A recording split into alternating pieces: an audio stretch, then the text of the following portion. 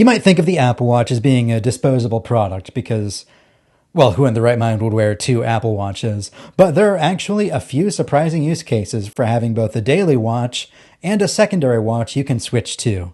Here are 6 things you can do with an old Apple Watch.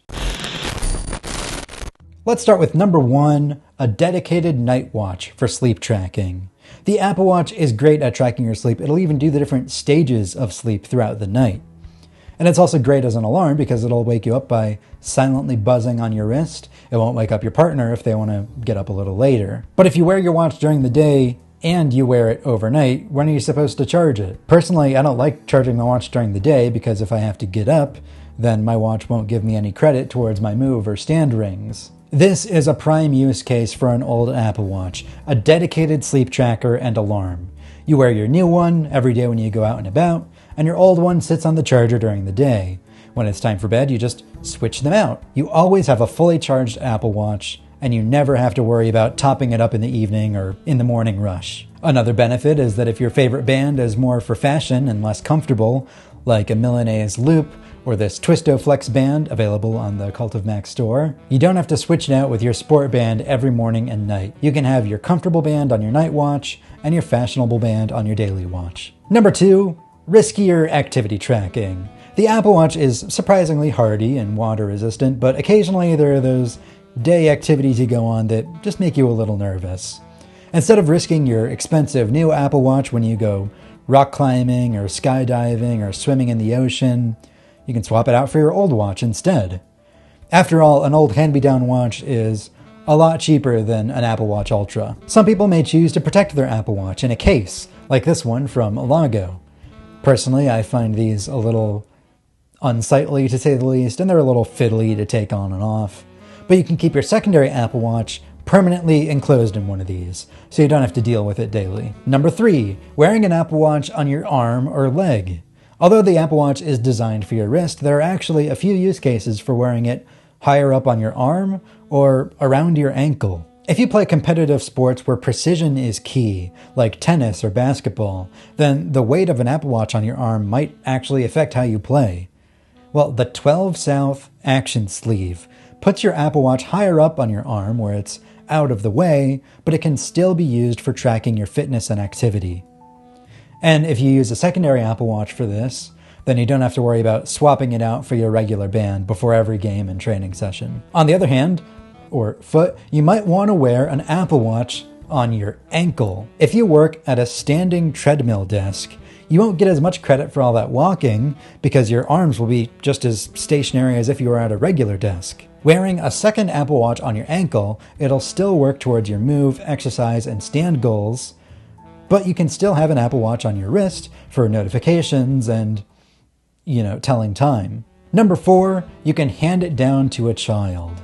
If your kid is old enough to spend the night at a friend's house, but still too young for the full power of an iPhone, like what, 17? I don't know, I don't have kids. You can give them an Apple Watch instead. You'll be able to track their location using Find My. You can send them a text. If it's a cellular model, you can call them wherever they may be. After you wipe your Apple Watch and during the setup process, just be sure to tap Set Up for a Family Member. It's really easy. And again, because it's only an Apple Watch and not an iPhone, you don't have to worry about them getting sucked into TikTok or Roblox or Wikipedia or whatever it is that parents are afraid of kids getting into. Again, I wouldn't know. Number 5, if you want to check out the new features coming to watchOS before they're released for everybody, you can install the beta software on your secondary device. This year, the top features coming to watchOS 11 include a new Vitals app that gives you a broader picture of your health and various life factors, a workout training load that can detect how much effort is going into your exercise, a redesigned Photos face, and much more. But running a watchOS beta is kind of a pain in the ass. For one, you have to also be running the iOS beta in order to install the watchOS beta, and you might not want to put your primary phone at risk. Secondly, once you upgrade your Apple Watch, you can't downgrade. So once you're on watchOS 11, you can't go back to watchOS 10. Finally, once you sign up for the beta track, you'll get a new software update with a new beta every 2 to 3 weeks. And installing a watchOS software update is notoriously incredibly irritating. If you really want to try out the new features, but you don't want to put your primary watch on the line, you can use a secondary watch for this, provided it's new enough. This year, watchOS 11 is compatible with the Series 6, 2nd generation SE, and newer. Finally, number 6, you can turn your old Apple Watch into a small phone. It's easy to overlook that the Apple Watch is actually a pretty powerful and capable computer and cell phone all by itself.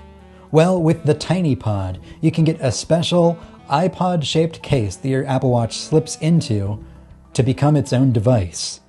It even has a little click wheel that mechanically spins the Apple Watch's digital crown for scrolling like it's 2004. A bunch of companies have tried over the years to reinvent the regular cell phone, but for Gen Z, to varying degrees of success. Some of these companies even last long enough to make a second or even third model. But the fundamental problem with abandoning your iPhone is that you get a new phone number that isn't compatible with iMessage. Well, with an old cellular Apple Watch, you can keep compatibility with your Apple account and all of your apps. Switching is as simple as leaving your iPhone at home and putting your Tiny Pod in your pocket instead. It's available for ordering right now, and they have versions that fit every model of Apple Watch from the Series 4, SE, and newer. Actually, there is one more thing you can do with an old Apple Watch. Trade it in for a new Apple Watch. When I upgraded from my Series 3 to my Series 7, my old watch was so clunky and slow and the battery life was shot, it was useless for basically anything else. But I got a little bit of money back on my new purchase. You can use Cult of Mac's trade-in program to get credit for your old watch when you're ready to upgrade, possibly this fall. You can find it by clicking here or in the video description. Remember to like and subscribe. I'm D. Griffin Jones with Cult of Mac.